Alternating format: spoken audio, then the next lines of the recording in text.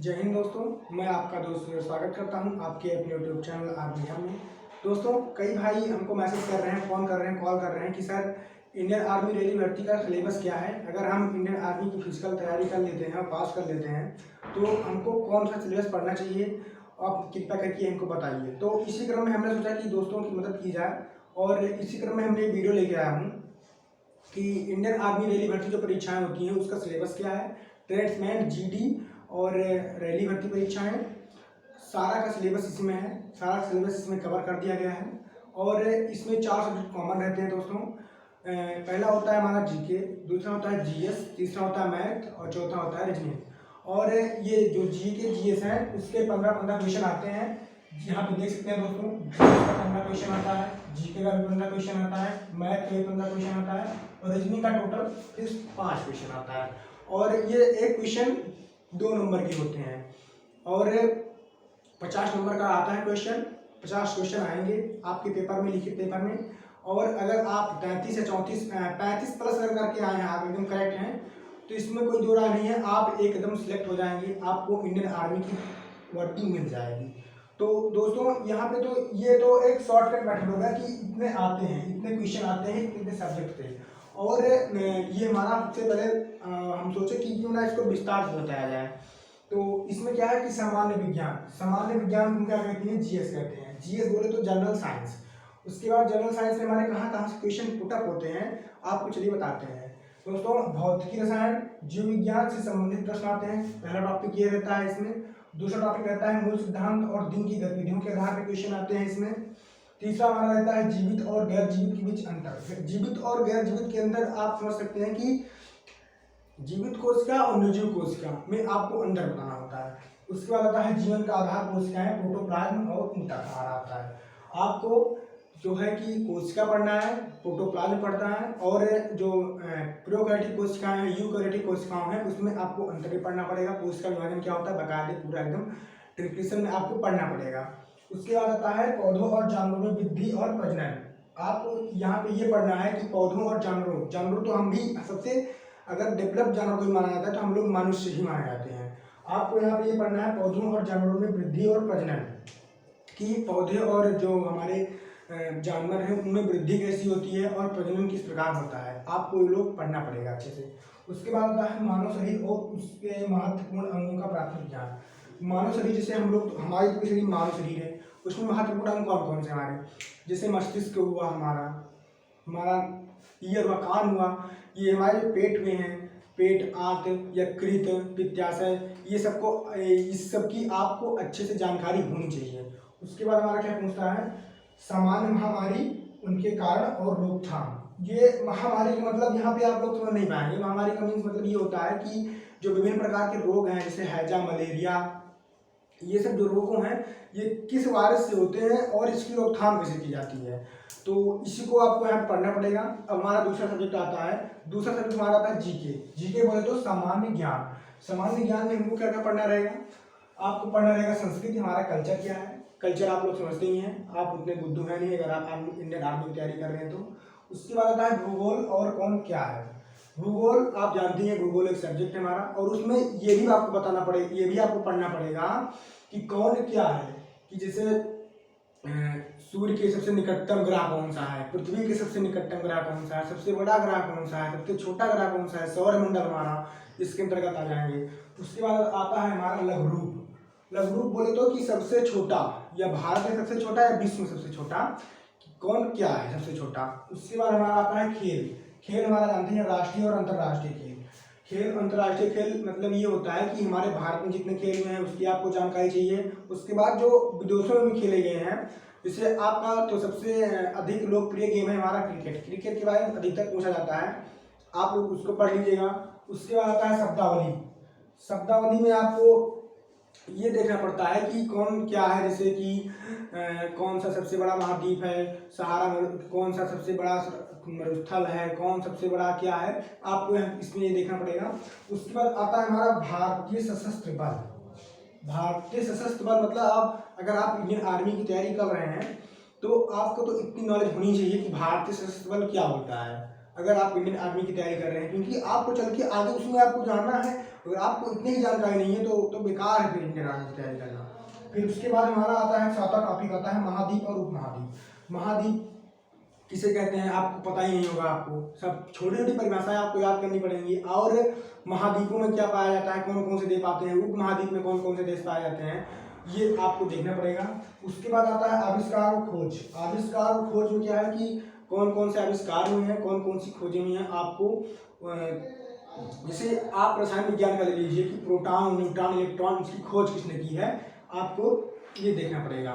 उसके बाद आता है कि भारत का संविधान। भारत का संविधान आपको पढ़ना पड़ेगा। अगर आप भारत संविधान पढ़ लेते हैं तो अच्छा था, आप स्कोर कर पाएंगे। उसके बाद आता है अंतर्राष्ट्रीय संगठन, यानी कि इंटरनेशनल ऑर्गेनाइजेशन, जैसे संयुक्त राष्ट्र संघ है।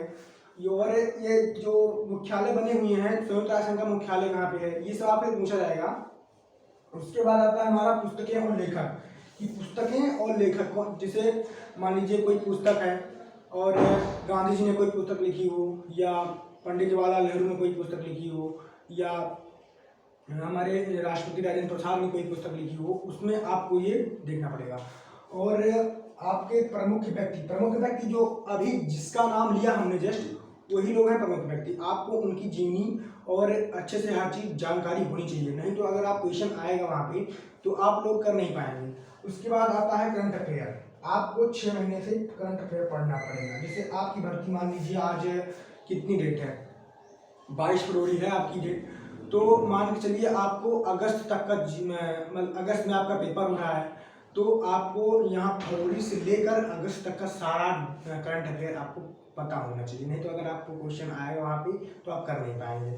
उसके बाद हमारा आता है मैथ। मैथ सबसे टफ लगता है बच्चों को, तो यहाँ पे सबसे पहले क्या है कि नंबर सिस्टम हमारा है। उसके बाद संपूर्ण संख्या की गणना है। उसके बाद दशमलव अंश आप जानते ही हैं।